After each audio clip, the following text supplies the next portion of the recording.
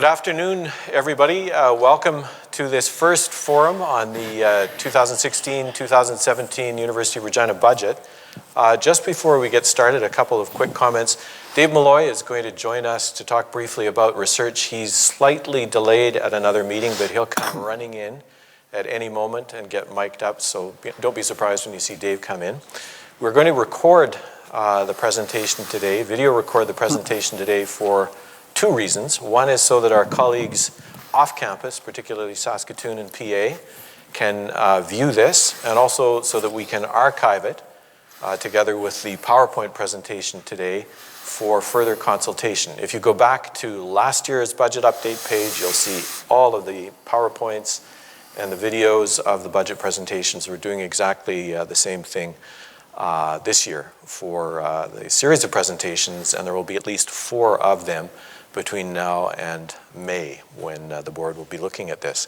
Another thing, when you want to ask questions, please come to one of the 2 microphones, and if you could state your name so that people off campus know who you are, and speak loudly and clearly into the microphone so that we pick you up, and colleagues who are watching this either off campus later this week or later indeed in the year can hear what you have to say. So with those notes, I think we could get started. We're going to do a slide presentation that is fairly brief. We'll move through it fairly quickly, and we'd like to reserve as much time as possible for the questions and comments that you have.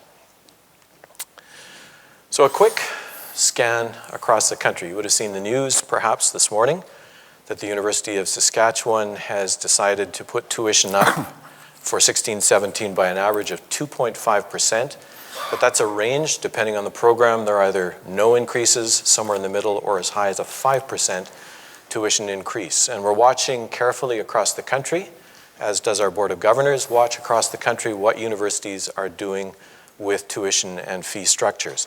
We'll come back to that later when we talk about enrollments, but the basic pattern in North American universities and in Canadian universities and indeed our own universities is that what students pay in tuition and fees is making up more and more of the operating budget. We're at about 36 to 37% now of everything we spend each year is coming out of the pockets of students in the form of tuition and fees. In New Brunswick, I know that print is really hard to read there. It's easier on screen. They're struggling because of a provincial economy that's in worse shape than ours and declining enrollments. So they're actively talking in New Brunswick about cuts to post-secondary spending, cuts to education in general.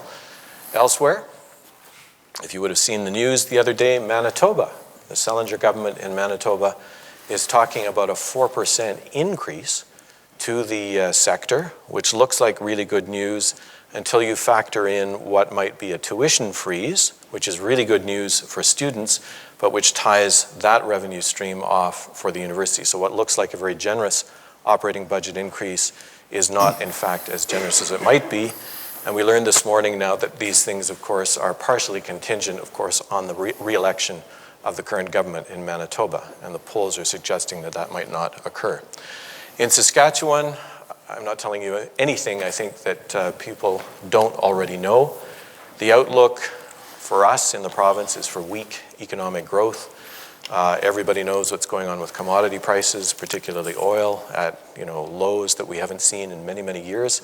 Important revenue streams for the province are diminishing, revenue streams that they use to feed the K-12 system and to feed the post-secondary system. We're in deficit right now. The fiscal outlook has deteriorated since that mid-year financial report. The government has made clear that one of its goals is to try to balance the budget. With an election coming on April 4th, I think it is, April 4th, there are pressures, all kinds of pressures on the government, spending pressures, and we are anticipating, you would have seen this if you've read the operations forecast for 16-17, which too is available on the budget update page. We're anticipating a very small, if any, operating grant increase because of this combination of factors. So I'll turn it over now to Dave Button, who will take you through some numbers. Good, thanks. I got the Britney Spears mic system since I'm the youngest, and I guess the biggest fan, or whatever it is. The next couple slides are going to be probably identical to ones that you would have seen if you came or read, looked at the last budget presentation. We've intentionally kept them similar. In fact, you'll find in a couple of the detailed things, we actually found that we're maybe not portraying things quite right when we get to the other slide. I'll talk a little bit more about it. So since we have 4 different sessions, we figured we'll keep consistency this time. We'll use exactly the same methodology in terms, so if you wanted to compare this year to last year, feel free to go on the website under Office of Resource Planning and under Budget. You'll see the presentations and things. Go ahead and look at that, and then you can compare year to year to see what we're doing if you want to get another perspective as well. Since there wasn't an awful lot of money, the numbers don't change too much at all. In fact, last year we had 200 million. This year, in terms of revenue, so where the money that comes in, this is basically where it comes from. Really just 2 big pots. One is the government grant in the yellow, then the sort of the dirtier yellow, tuition and fees. So what we generate from student enrollment and income, etc. 2 other little pieces, cost recoveries. An awful lot of money that flows through in many respects, either within and between departments, or a big chunk of that comes from external departments, much like our partners in Innovation Place and things. We sell them all of their steam, electricity, chilled water, etc. So those are that's what recoveries are. And then other. In this case, other, since we've broken out the provincial income, an awful lot of the other is federal income and some transfers from the federated colleges and interest income, so a small piece there. But the 2 big pieces, of course, are the 2 ones in yellow. What do we do with that money? Where does it go? Again, one great big slice goes to pay you, me, and everyone else here at the university, so salaries and benefits, about 75%. A chunk, of course, that is other.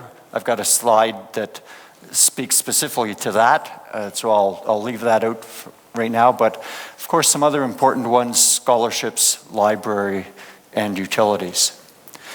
So let's just look at other for a moment, because everyone thinks, okay, well, what's that magical big number? Other places when we've taken and published, or when you read the financial statements and you see other, you think it's some great big huge slush fund with lots of opportunities to spend in different places. Once you break it out, that's not quite the situation at all. So the first and biggest, but nowhere near big enough, only $9.7 million of that other is what the entire group of academic units, it's called faculty non-salary, but might be better labeled. And these are some of the changes we might make for the next presentation, just make it a little bit more understanding, because it's really faculty non-salary. It's really the discretionary budgets of all of the different faculties and academic units.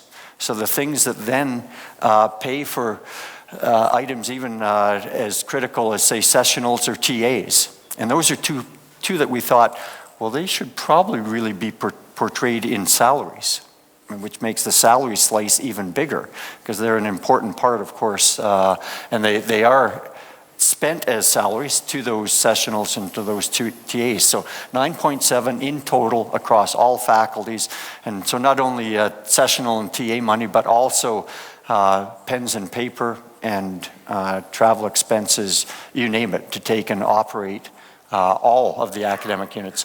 Similarly, the next biggest slice, admin units, same sort of thing. But there, in addition to the same sorts of administrative costs, you've got things like toilet paper.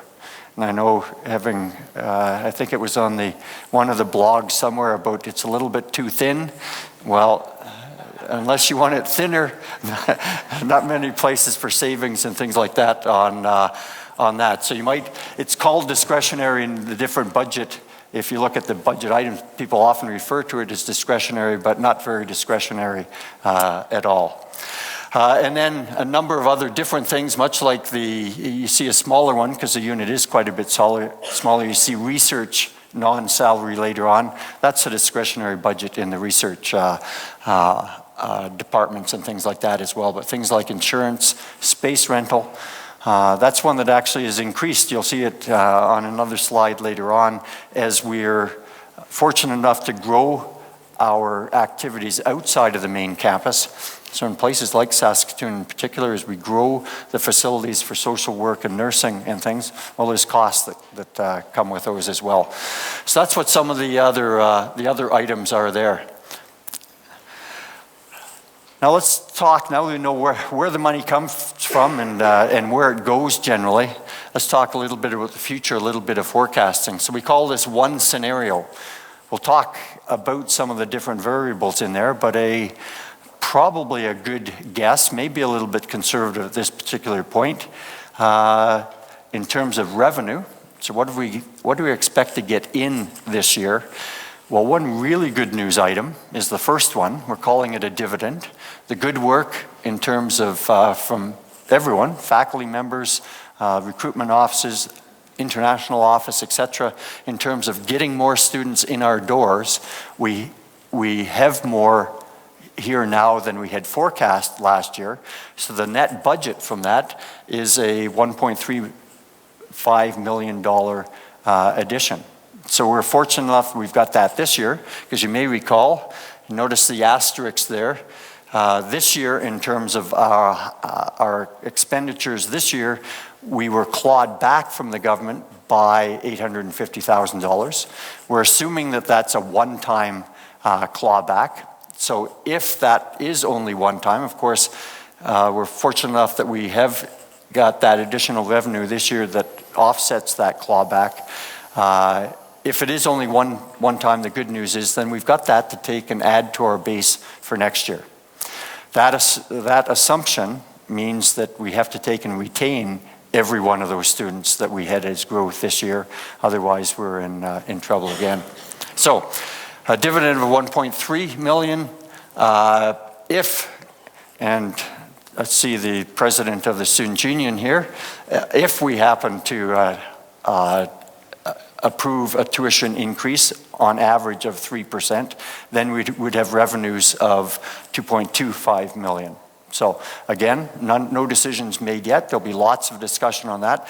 That is some of the input that we're looking for in these 4 different budget forums that we have in terms of what should tuition be, what should, well, any aspect of budget making.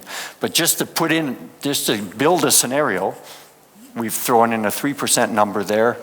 The combination of both, we've thrown in, well, I guess I skipped a pretty important line, government grant increase. I'm not sure what other people would speculate right about now, but one scenario that we've painted here is a 0% grant increase. The clawback last year wasn't a good signal, or isn't a good signal. So conservatively, we're saying 0%. It could be lower, it could be higher. Net revenue, $3.6 million. 2 quick slides here just to help you think through some of the things that go through our minds. And we call these sensitivity factors. So just numbers as we move them around in budget columns. So if you think of a percent of the operating grant, you're looking at just over $1 million. So every percentage change on the operating grant, which is what the government gives us from the taxpayers of the province, is about $1 million. 1% of tuition and fee revenue or enrollments, very roughly speaking, about $800,000. So if our enrollments stay level, we have that money. If we suffer for whatever reason, a 2% decline in enrollments, there's the math. We're down $1.6 million in operating revenue. 1% of our current salary and benefit mass is $1.55 million. So the whole salary and benefits bill for the university, all groups in, APT, QP, out-of-scope faculty, everyone, is about $155 million. And you've got to remember too that benefits are roughly 14 to 16% on top of the salary mass. And then 1% of non-salary expenses, as Dave was saying, things like purchase of supplies and so on and so forth, is about $500,000. So those are rough numbers of what happens if you move percentage points around on those major drivers of the operating budget.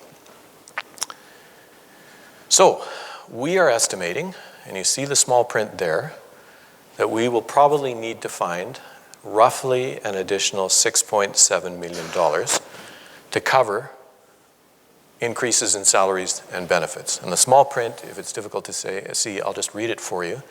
That figure includes known and projected costs of economic increases to salaries. So that's the COLA, or the economic settlement on contracts. And we know what some of those are. We don't know what other ones are. Career growth increments, or CGIs, have a cost. Merit increments, of course, are an annualized base budget cost. If merit is received, it becomes part of the base salary, and therefore we need to budget for that on an ongoing basis, as well as the cost of improvements to benefits, such as extended health, the cost of parental and other leaves, the health and wellness spending accounts, and so on and so forth. So we're estimating, and that is a loose number, roughly $6.67 million in additional expenses on the people of the university. Dave spoke of the fact that we're renting space over in 2 Research for the Public Policy School. We're renting space at the University of Saskatchewan Innovation Place for social work and nursing and various other things. We anticipate an increase of about $250,000 in the cost of that rental space. And we've penciled in the potential of spending $1 million on a reinvestment. So there may be somebody in the room, one of the deans, one of the units somewhere on campus, say, we really believe that if we had X number of dollars, $1 million, to invest in this new initiative, let us say it's a new program in health information management, or it's a new facility, we could bring additional benefits to the university in terms of reputation, in terms of enrollments, in terms of research revenue, in terms of whatever it is. So we've penciled in the potential of $1 million. Whether we're able to do that, of course, is open to question. So right now, as a rough estimate, we're thinking our costs are going to go up about $8 million. We'll put those two slides together in a moment. But first of all, I think this is a total repeat, other than just updating the numbers and things like that from last year in terms of our challenges. Our challenges are the same, that we've got increasing costs in a number of different places, but we don't have matching increases in revenue. And as such, we have what we're calling a structural issue in terms of the costs are increasing far more quickly than our revenues. One other thing, we don't have another slide for this, but one argument that we continually put forward to government is on the sustaining capital side. We've got challenges there, as you can see as you walk through the hallways, whether it's leaky roofs or whether it's other repairs and maintenance and things like that that need to be done, or whether it's equipment in the teaching labs, whether it's microscopes or lab equipment, you name it, that we need and are arguing for increases there. When we don't get increases in that particular pot of money from the government, then we even look internally whether that is a high enough priority to take and augment it through the operating fund. And so we have, in the last few years, been supporting equipment and things in the labs and across campus through the operating fund as well. So that puts on additional pressure on the remaining area, which of course has this structural issue. So if we put those two charts together in terms of revenues, you may recall 3.6 million is what we projected. That was with that 3% tuition increase and the dividend from this year. But the expense increase that we anticipate, of course, and as Tom mentioned, with the $1 million of reinvestment built into that, which is probably about the only good news part into that item, then there's still a shortfall of 4.4 million. So that, I guess, is what our budget, estimated and projected budget challenge is this year. For those of you that don't want to feel too pessimistic about that, if you went and looked at last year's number was $1 million plus higher than that when we were at this point talking to you about budget challenges and things. And so from year to year perspective, the challenge is slightly less. It's still 3.1%. Last year it was what, 3.8% at this stage in the budget cycle. We've survived, and with your help and with input and things like that, we anticipate being here again next year, probably talking about the same structural issue, but as we take and work forward. So a little bit on tuition and fee revenue and enrollments. If you go to the budget update page for 2016-17, you just go to the university main page, type in budget update, it'll come up there right away. On the upper right-hand side, there's a link to government population projections for Saskatchewan, and in particular, the high school leaving projections for the next number of years. Now, we all know we are incredibly fortunate in this province and that we're receiving a lot of in-migration or a lot of new Canadians coming into the province. However, the difficulty is right now that the children of those families are the ones for whom the province is building the elementary schools. They tend to be very young families with young kids. Our own population of high school leavers is estimated or projected to be in decline until about 2021, 2022, 2023, before the bubble that's now in the elementary system reaches high school graduating age and we're able to see them. So here's a challenge for us. Our catchment area, that 100-mile radius around Regina, has traditionally been our largest single source of enrollments. That population is in decline for at least another 6 or 7 years. Therefore, to keep our enrollments stable or to grow them, we have to look elsewhere. We have to increase recruitment outside that area. We're working very hard, and some of the people who do this are in the room right now, recruiting students from elsewhere in the province who formerly might have gone to the University of Saskatchewan. We are actively competing for those enrollments in places like Yorkton, Swift Current, and indeed in Saskatoon. We're also competing for students in Alberta, Manitoba, BC, and Ontario. We've begun to talk about the possibility, and I know a couple of faculties are pursuing this idea at this stage, of recruiting students from the US, though that's a fragile and difficult game to play because if the exchange rate shifts the other way, they will be gone very, very quickly. And we're working, for example, with the Faculty of Fine Arts, or Media, Art and Performance now, to try to recruit students at the graduate level from places like the UK, where tuition structures are much, much higher than ours, and ours remain comparatively very attractive. We got to think through retention, and we're working very hard, again, with many groups represented in the room, on increasing student retention, providing students the supports they need to stay in school, whether that's additional financial support, counseling support, academic support, whatever it is. We're trying very hard to put additional structures in place to maintain the students who come in, because it is much less expensive to keep a student than it is to recruit a new one, apart from the duty that we have to those students and their families. We're thinking through the appropriate enrollment mix. What's the proper balance for this campus between undergraduate and graduate, faculty by faculty? The graduate enterprise is growing pretty dramatically in some areas. The public policy school has gone from nothing to over 200 graduate students in relatively few years. Graduate enrollments in engineering and in education and in science are very healthy. In other areas, it's the undergraduates who are really showing demand. In areas like economics and media production and studies now is starting to show some really good numbers. So there's some encouraging things there, but what's the appropriate mix? Domestic and international, undergrad and grad, and across our 9-line faculties. And of course, the board makes the decision on what level of tuition is appropriate for the university. So after we do all of this number crunching and present a budget to them, they have the right to say, no, we do not agree with that level of tuition, we want to change, or whatever it might be. So all of those factors come into play as we think through tuition and fee revenue, which, as I said now, is well over a third of the operating budget. 20 years ago, 30 years ago, it was less than a quarter of the operating budget. Finally, just a reminder, every spring when you get that Stats Canada thing saying Saskatchewan's tuition is out of control, it's completely misleading. Why is that? Because it counts tuition only rather than the actual price that students have to pay, which is tuition plus fees. Ours remain in the bottom quartile of the country. And Saskatchewan's as a whole are skewed upward further because a number of expensive programs at the University of Saskatchewan, including medicine, Brian, are counted as undergraduate programs for reasons we won't get into today.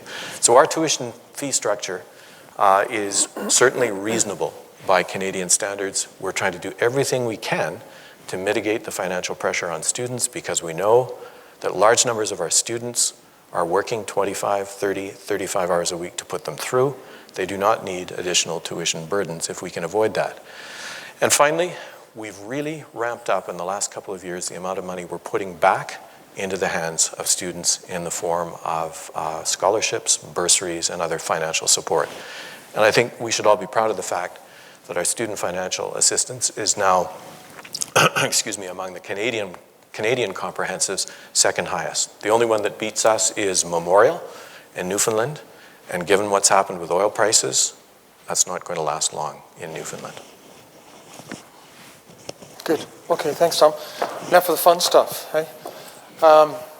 So we're obviously talking about challenges at the university. On the research side, actually, we've got some good news, I think. Tom mentioned that our grad numbers are up, which is very, very good news. And FGSR has received more funding internally in the last 3 years than it has in the history of the university. So there's substantial investments from Central to the grad enterprise.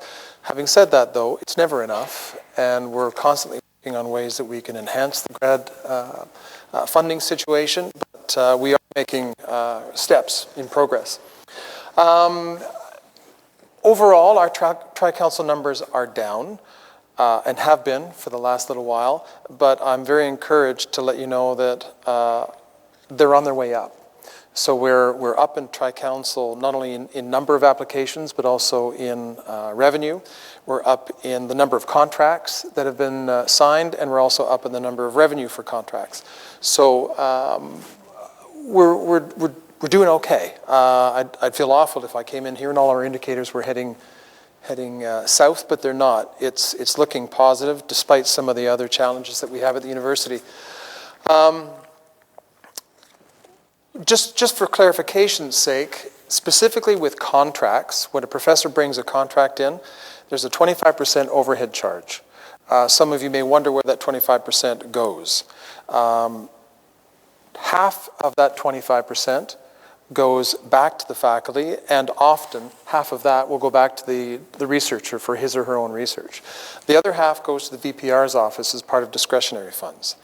What we've done this year is created a process so that when a faculty member wants to apply for VPR discretionary funds, we have an application form and a process, a transparent process, to adjudicate those funds.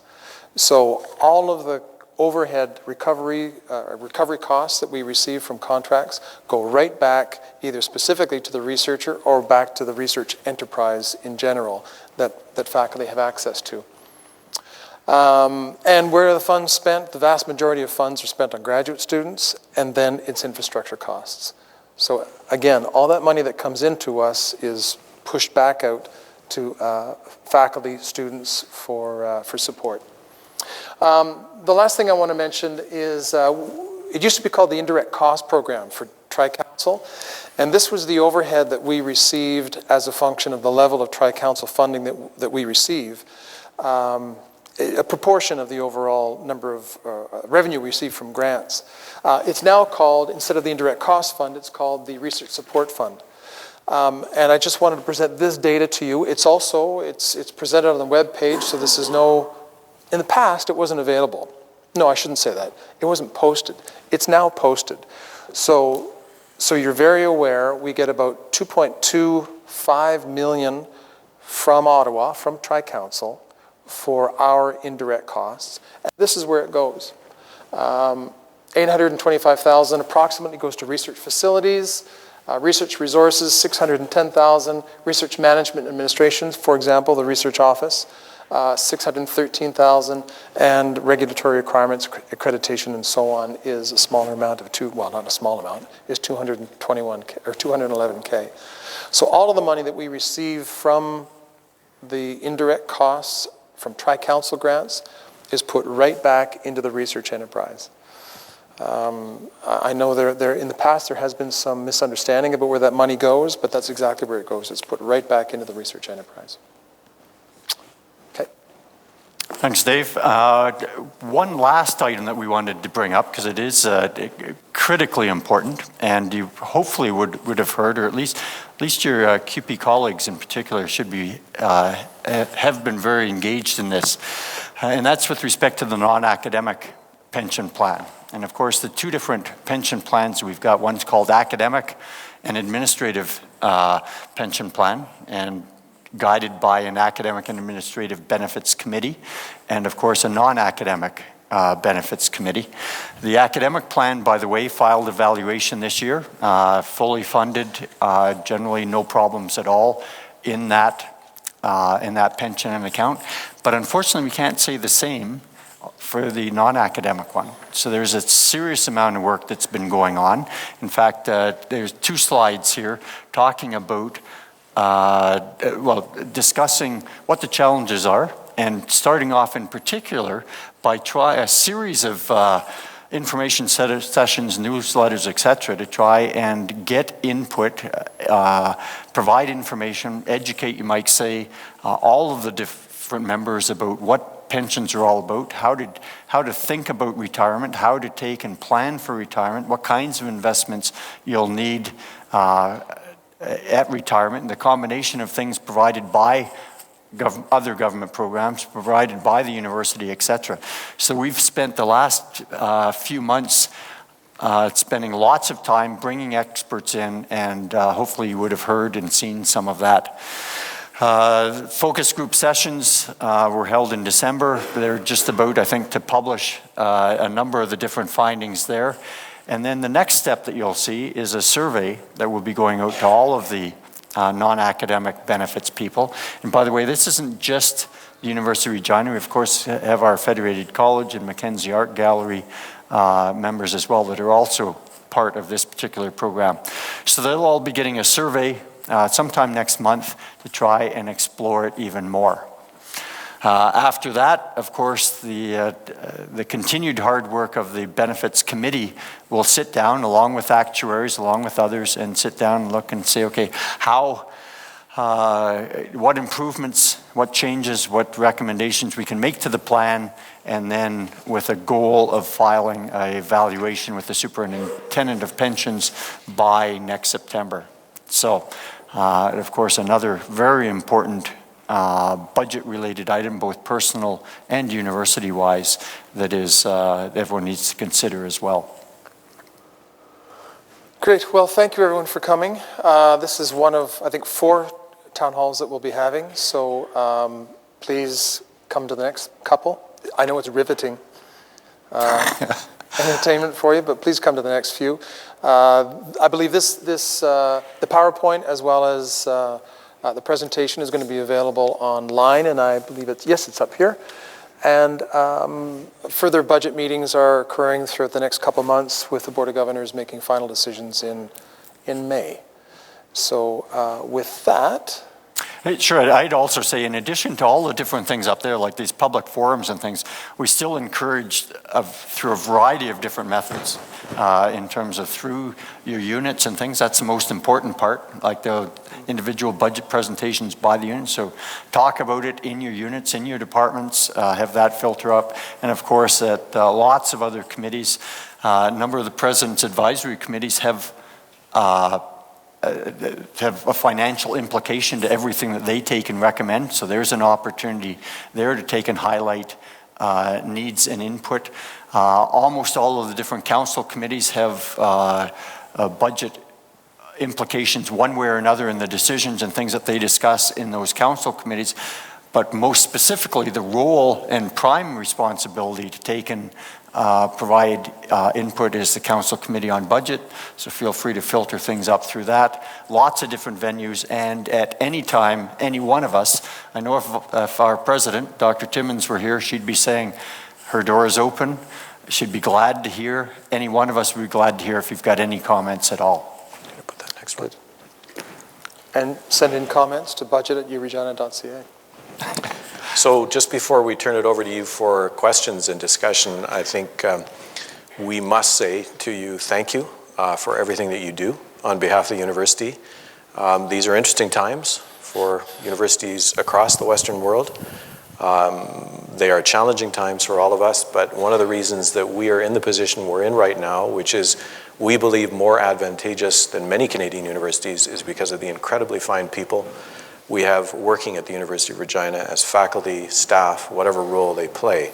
The turnaround in enrollments over the last couple of years, the increase in the research enterprise, some of the things that are going on in student services and financial services and HR, all of the operations across campus depend at the end of the day on the work of people like you, and on behalf of the university, thank you for that work. So floor is open now for questions. We'll do our best to answer any questions you have, and if there are things that we can't answer, we will commit to come back to you with answers at the next forum. Please also, if you would, if you're really interested in following this, bookmark that budget update page. The address has been up there. If you just, again, go to the main page, search for Budget Update 2016, and then bookmark that page, because the page is updated with information regularly. So floor is open now. And again, if you have questions, if you'd please come to a microphone, let us know who you are, and remember that people up in Saskatoon and PA and your own colleagues who aren't able to be here today need to hear you. Hi, Luann. Hi, Loanne Myra, English as a second language. I have wondered, and I've heard you speak about this briefly. At one point, Dr. Chase said, we're trying to decide how big and in what aspects the U of R should be. And I've long wondered this. It's like in this one, well, we've got more students, so we've got more money. We've got to recruit. Students, well, they're not only an economic aspect, but they come with expenses, if nothing else, classroom to put them in. How does that factor into the budget? We can't always just rely on more. That's a beautiful question, and I don't have a succinct answer to it. Let me try to answer it, Luann, because it's something we're struggling with together with, again, nearly every university in the country. If you've got an operating budget that is mostly salaries and benefits, and if those go up a certain amount every year, we've got to have more income. If the government is not providing that income, we have very limited other sources other than tuition and fees of students. So we either put those up dramatically, or we put them up moderately and try to get more students in. At some point, we don't have capacity for more students. And one of the questions then for the campus that needs to be dealt with, first of all, at the individual department or faculty level, is what is the appropriate size and mix of our programs, and how then do we bring all of that together in planning to make the institution sustainable over the long term. One of the commitments that's made in the strategic plan for 15 to 20 is a comprehensive kind of enrollment strategy, and we need to work on that very hard this year.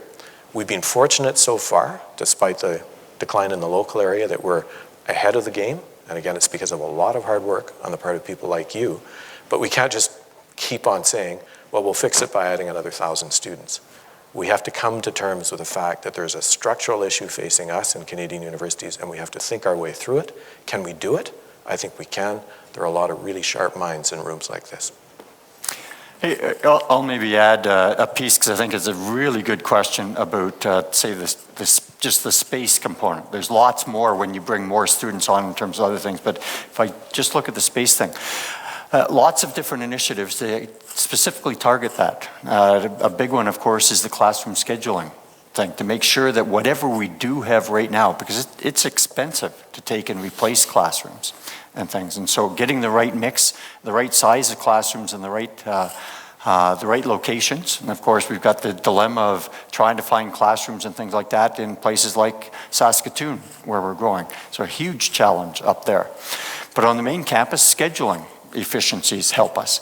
Special programs that people have been innovative with, like You Are Early. So if we take and avoid some of the peak periods and work in some of the other extremes, nighttime, earlier in the day, spring and summer session, which of course is small in numbers and things like that, then we still have some room then in terms of space, but we're monitoring it continually, and we always have to look at it's multidimensional, but I was going to say two-dimensional in terms of both the quality of the space and the size of the space. Make sure we've got the right classrooms, make sure that we have them outfitted in the right way, and so that's where I know that the facilities people have worked closely with the registrar's office trying to get that right and trying to move into the right size and the right location. And I might add the information services people to make sure that all the classrooms are properly equipped with the AV equipment and things like that as well. So good question. Thank you very much. Excellent. And one other thing, virtual space. One area in which we've seen enrollments grow unbelievably in the past 5 years is online. Now, we all know we want a campus. Undergraduate students want to be with each other. It's a very important part of the education to rub up against each other, to socialize, to be with people from all over the world, to be in classrooms, to have contact with, face-to-face contact with instructors and support and everything else.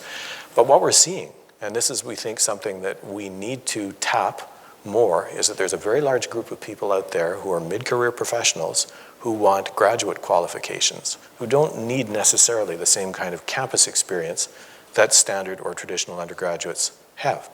And so for one example, the Masters in Health Administration, launched by the Public Policy School 2 years ago, has doubled its projected enrollments, with enrollments right across the country in every province, I think, except Quebec. And these people aren't even on our campus, though they are our students. So we need to think through in the mix of programming too, things like online and distance. And again, that success rests on the work of people I see in this room. It's something we need to think about more in future. But thank you, it's a wonderful question. Any other questions people have? And again, we'll do our best to answer. If we can't answer, we'll come back or supply you with the answer later. Or tear our hair out trying. Or ask one of the experts in the audience. That's where the real brains are. Hey, so I'm Devin Peters, University of Regina Students Union President.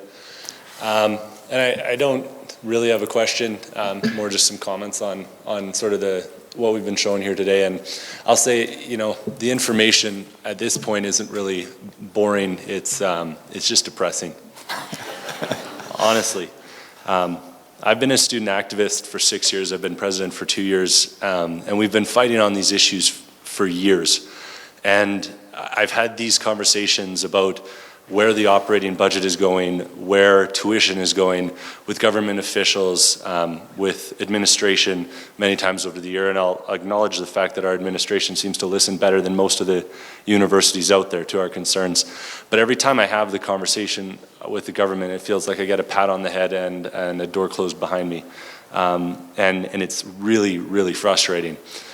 Now, more than ever, every time you know, we hear about mental health and wellness of our students and how we're at a crisis point, and how students don't have coping skills anymore and all these issues.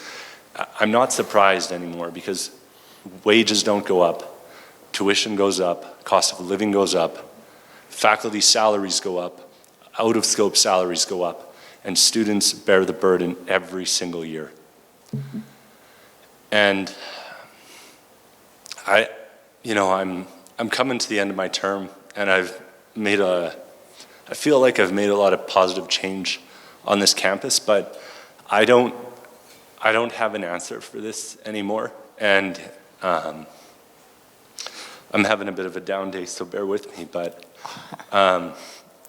every time I see an article that apologies. Every time I see an article that blames students for this, that, or the other thing, or complains about their contribution to campus or their ability to handle the world or this, or that, or the other thing, I just want people to keep in mind what these numbers mean in real terms for students. I've been very fortunate to not have to live through a lot of the hard spots that a lot of my peers do, but I've spent years in insecure housing situations, and I'm fortunate. Many of your students are doing the same thing. So, yeah, I'll cut off my social commentary at that point and return to the budget. But, so on the subject of the budget, because every time I have this conversation behind a closed door, it doesn't seem to get acknowledged, I want to mention the fact that we have 14,000 students on this campus. There's 21,000 on the U of S's campus. We get $100 million for our students. They get $300 million plus funding for legal, medical, veterinarian programs. I don't understand why students at the U of R are worth 1/3 what the students at the U of S are worth. I don't understand why this government doesn't seem to be ready to make any sort of real changes to the way we're doing funding, but continues to pass the buck to our administrations at different levels of the health system or the education system, so that they can accept the blame, so that they can get blasted in the media, rather than actually taking any sort of accountability for things that they do in secret, like raking back money and things that directly harm our students and directly harm, your families, your children. So I don't know. I'm in the same boat as Tom on this one. I don't have the answer today, and I'll continue to work tirelessly to make students' lives better, and I expect that all my successors will do the same. But unless we see a fundamental change at some level, I don't know that this is a problem that ever gets fixed. So that's just my comment on it today. Thanks, Devin. Thank you. Yeah. I think very, very good comments and observations, and I think what you've highlighted what we're calling a bit of just a structural challenge in things, that there's every year, as you can see, we've built in you look at the two key line items in there. We've built in projection 0% grant, but yet a 3% tuition increase. As again, no decisions made at this point, but if you look at past patterns, that's sort of the way it is.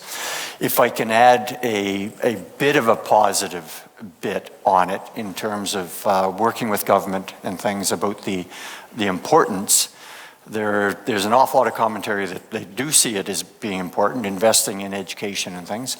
Back, and it might have been 3 years ago. Now I'm trying to think, like we're halfway through a year, so is it 3 years ago or is it 2 years ago? But that the increase that the post-secondary education sector got in that year, so I think 2.5 years ago, was the highest of any department. So that was a positive signal. It still wasn't enough, but as the government was doling out money to different departments and things like that, they did recognize the importance of post-secondary ed. We'll be doing everything we can to take and argue to government that their best investment is in post-secondary education. It's just, if I can speculate, even if we win that argument, it's going to be a tiny slice of a pretty small pie in years like this, and that's part of our challenge as well.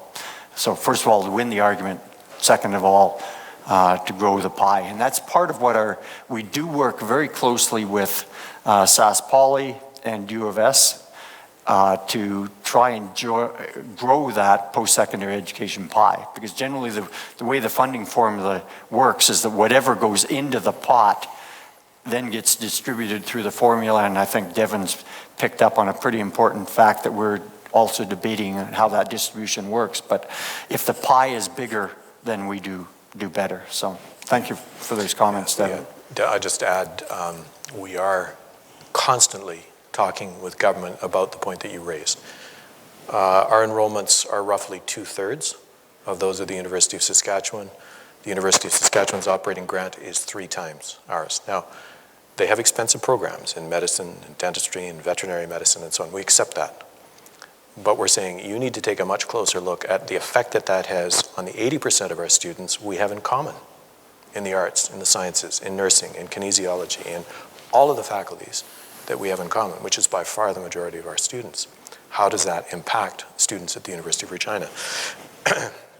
And they're listening. Whether that can be changed overnight is probably unlikely. Whether it's a multi-year process, if the political will is there, leave that open. The other thing I think that that you've been very eloquent about is being conscious of what it means to the individual student. As you walk through the hallways and you recognize that we have one of the largest percentages on our campus of any Canadian campus of single moms who are students. You can imagine the financial burden that they are bearing, raising these kids while going to school, trying to work 25 or 30 hours a week. We're trying to do everything we can to mitigate the cost burden on them. But when that is now 37 or 38% of the operating budget, which goes up every year, it's a bit of a challenge. But thank you for those very, very eloquent comments. Other questions or comments?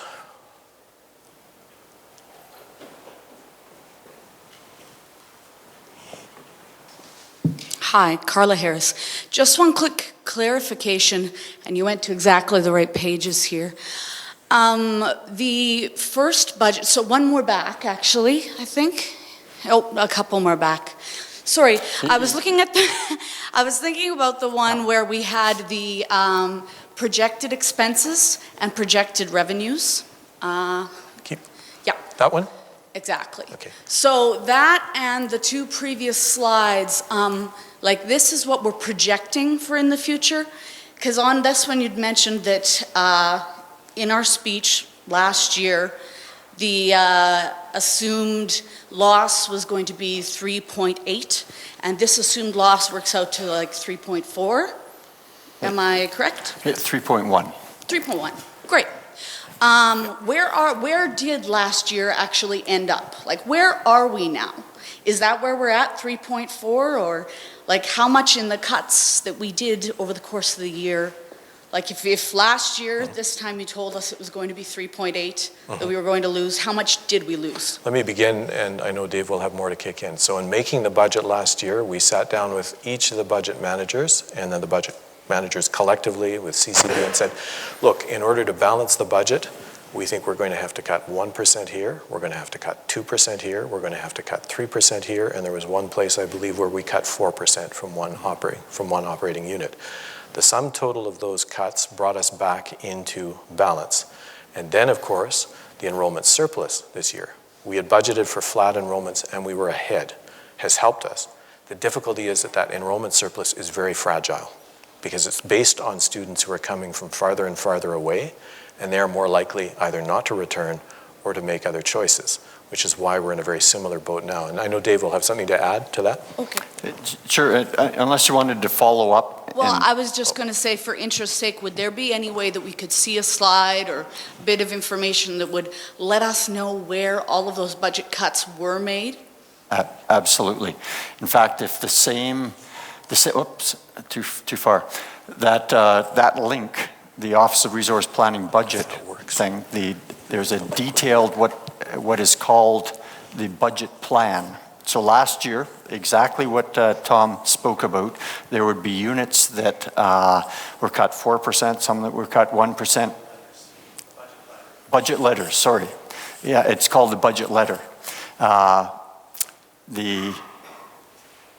think and there are some details in the budget plan as well. So there's lots of information on there, and it will tell you the units that were cut, the places where there were investments made, and so some places invested more, much like the $1 million forecast, that there's always some place we need to take and invest, whether we can afford to invest $1 million this year or not.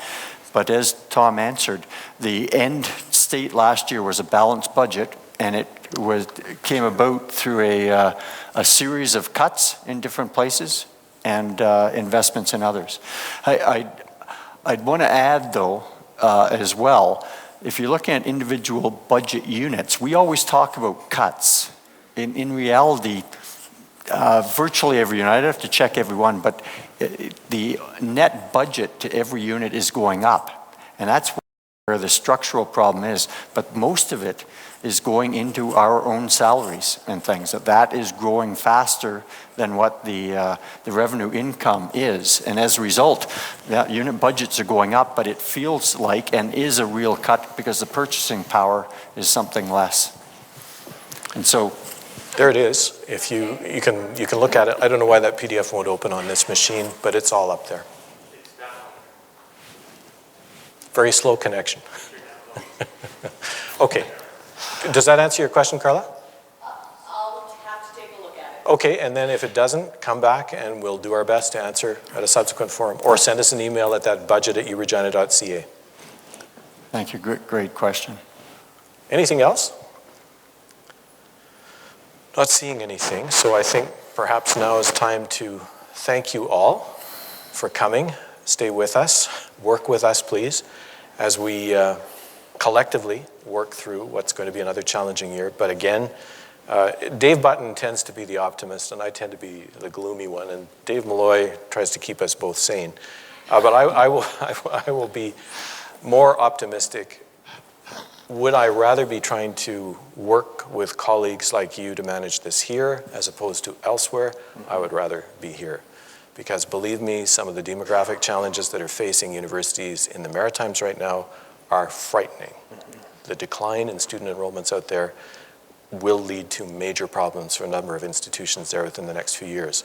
Ontario, if you're outside the GTA, the major catchment areas, some of the northern institutions are in real trouble with enrollments. Alberta, who knows what's going to happen with that economy. BC, the government has had such tight controls on university and college spending there for the last 6 or 7 years that they're really beginning to fray at the seams. Where would I rather be? Here? Would I rather have more money? Yes, we all would. But I think working together, collaboratively, as faculty, staff, students, and administration, we can get through this. Geez, that's almost a backhanded positive comment. That indeed, if we look at colleagues even in this city who are being laid off, or colleagues in other universities, if we look at the challenges at other similar sized institutions and things like that, we first of all have to be proud about how we've managed through it. It's not, and the tough management comes from you in the units. Like, it's one thing us generating a budget plan about how to be in balance, but then it comes up to the individual units, and I have to commend all of the budget units who have managed through this and dealt with the growth in their faculties and the increased activity levels in the administrative units. And this is still a great place. We've got students that are graduating with great experience through the teaching and research and things like that are happening on this campus, things that we should all be proud of. So while there are challenges, with your help, we'll get there, just like we did last year. So, thank you very much. Dave, we did promise, you weren't here, but we said that you'd sing at the end. Well, David Gregory is in the corner. We'll get the Dark Hall 5 up here, just wait us out. Thanks, folks. We'll see you at the next one.